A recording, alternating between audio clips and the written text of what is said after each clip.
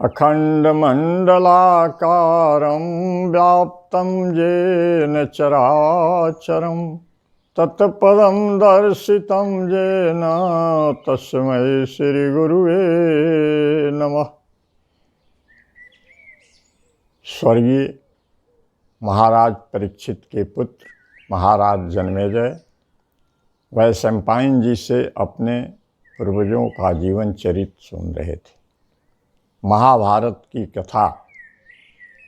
कथा सुनते सुनते उनके मन में एक जिज्ञासा पैदा हुई और उन्होंने गुरुदेव से कहा कि गुरुदेव, यदि मेरे पर पितामह युधिष्ठिर जी महाराज के अश्वमेध यज्ञ में कोई अद्भुत घटना हुई हो तो वह मुझे सुनाने की कृपा करें।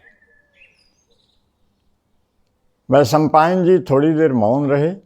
उसके बाद उन्होंने कहा कि जन्मेजय, स्वर्गीय युधिष्ठिर जी महाराज के अश्वमेध यज्ञ में एक अद्भुत घटना हुई थी, इसे सुनो। जब उनका यज्ञ संपन्न हो गया, सारे ऋषि मुनि दान लेकर के चले गए। पंडित समाज और उनके सहयोगी लोग बैठे हुए थे। तभी एक नेवला उस दरबार में अचानक उपस्थित हुआ। उसका आधा अंग सुनहला था और आधा सामान्य था। उसने मनुष्य की भाषा में कहा कि युधिष्ठिर जी महाराज और उपस्थित सज्जनों, यह अश्वमेध यज्ञ कुरुक्षेत्र निवासी एक ब्राह्मण के सत्तु यज्ञ के बराबर भी नहीं है। सारे लोग हक्के बक्के हो गए। आश्चर्यचकित हो करके उससे पूछा गया कि महात्मन, कौन है वह कुरुक्षेत्र निवासी ब्राह्मण और कैसा है उसका सत्तु यज्ञ, और आप कौन हैं, यह बताने का कष्ट करें। उस नेवले ने व्याख्या शुरू की। उसने कहा कि महाराज युधिष्ठिर, आपके राज्य में कुरुक्षेत्र के पास एक गांव में एक ब्राह्मण दंपति हैं।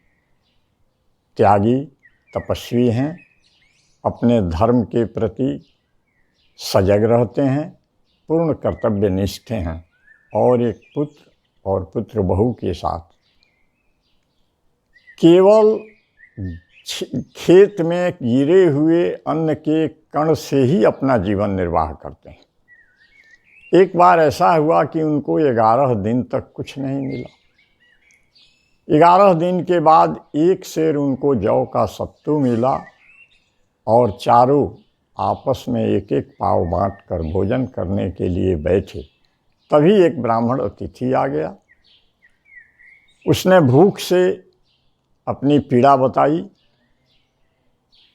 तो उस ब्राह्मण मुखिया ने कहा कि प्रभु, आप अतिथि हैं, आपको भोजन देना मेरा कर्तव्य है। आप मेरे हिस्से का सत्तू लेकर के भोजन कर लें। वह अतिथि सत्तू खा गया लेकिन संतुष्ट नहीं हुआ। तो पत्नी ने उसको अपने भाग का सत्तू दे दिया, फिर भी वह संतुष्ट नहीं हुआ। तो पुत्र ने दे दिया तो भी संतुष्ट नहीं हुआ। अंत में पुत्र वधू ने भी अपना सत्तू दान कर दिया।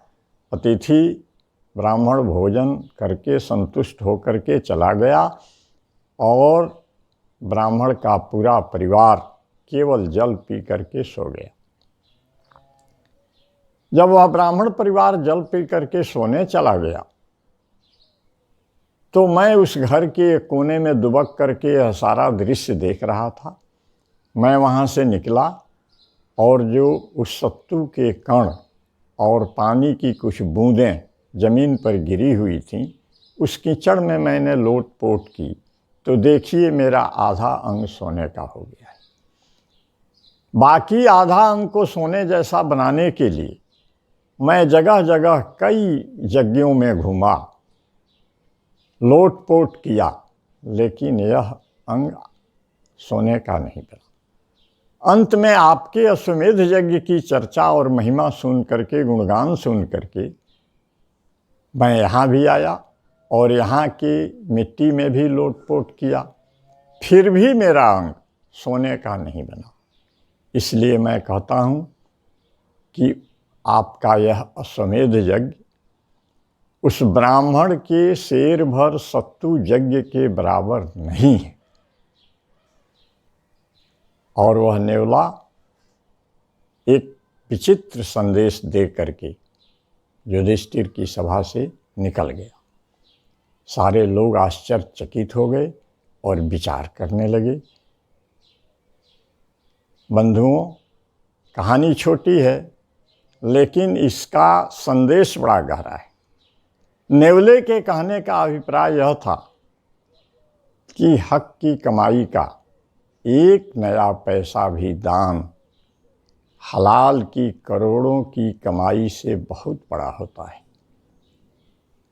हमारे सनातन धर्म के वे भाई बंधु जो बड़ी बड़ी सेवा नहीं कर सकते, बड़े बड़े दान नहीं कर सकते, बड़े बड़े पुण्य कर्म नहीं कर सकते, अनाथालय नहीं बना सकते, वृद्धा आश्रम नहीं बनवा सकते, बड़े बड़े मंदिरों में दान नहीं कर सकते, उनके लिए यह कहानी एक दृष्टांत है, एक शिक्षाप्रद है।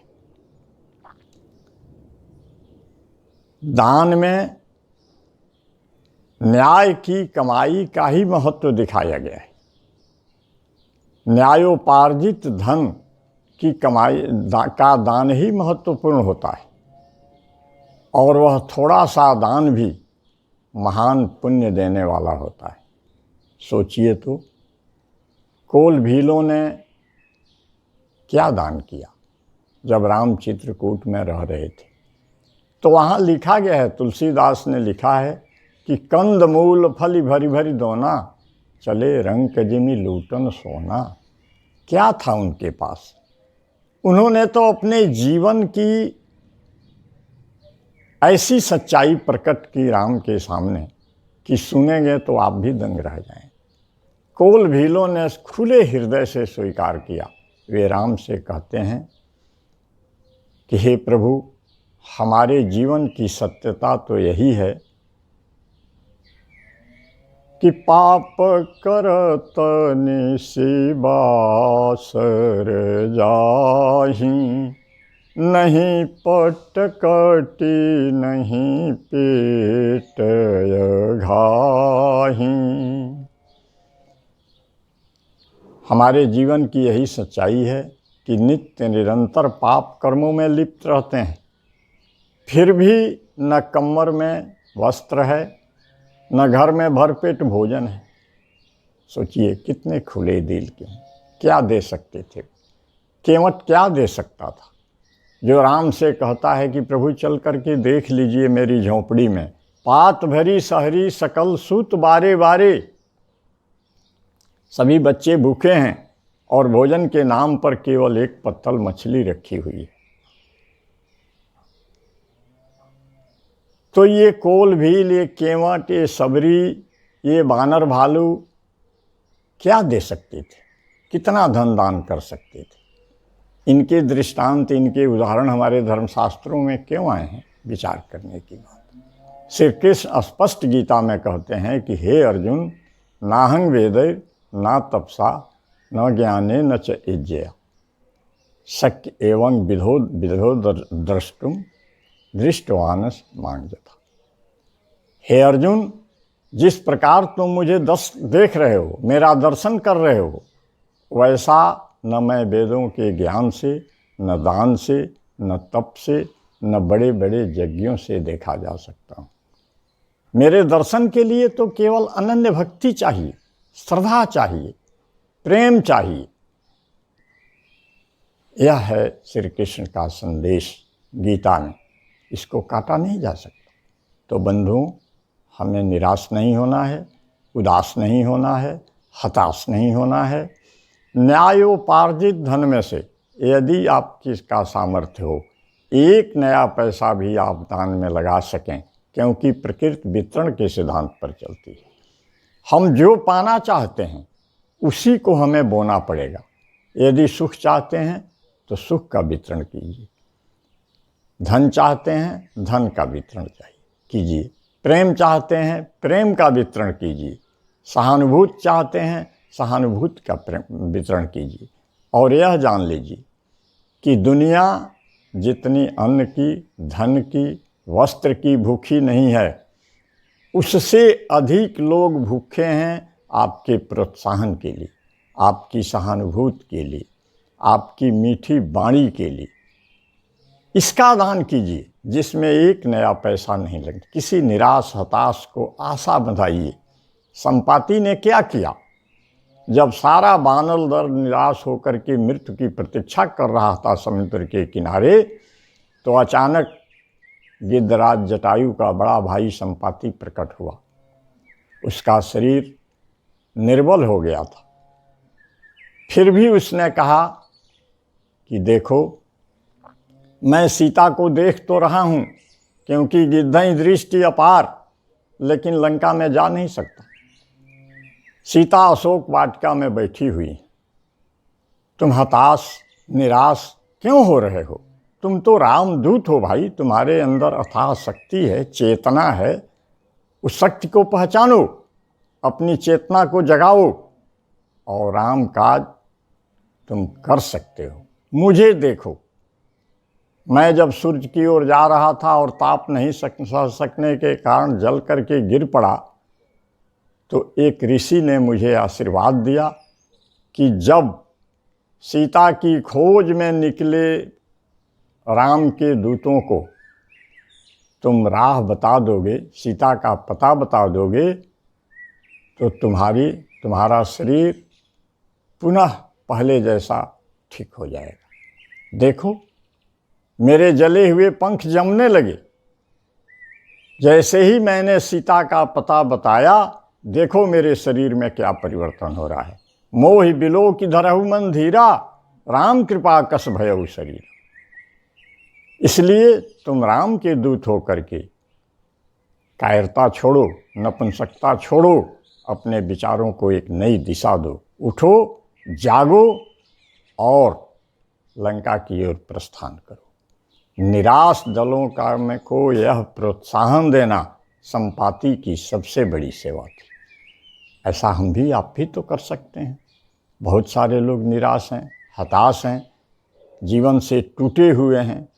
उनको जगाना, उनकी चेतना को एक नई दिशा देना, प्रोत्साहन देना, सहानुभूति देना, इसे आप छोटी सेवा मत समझिए, यह सबसे बड़ी सेवा है। तो आइए हम ऐसी छोटी छोटी सेवाओं के द्वारा अपने जीवन को एक नई दिशा दें, अपनी सोच को एक नई दिशा दें और नई पीढ़ी के लिए एक मार्गदर्शक बन करके अपने जीवन को सार्थक करें। और यदि यह वीडियो आपको पसंद आए तो मेरा YouTube चैनल आध्यात्मिक जीवन को सब्सक्राइब कर लें और घंटी बजाना न भूलें, ताकि अगले वीडियो आप तक पहुंचते रहें। मेरा संपर्क नंबर है 82 940 91 494, 82 940 91 494।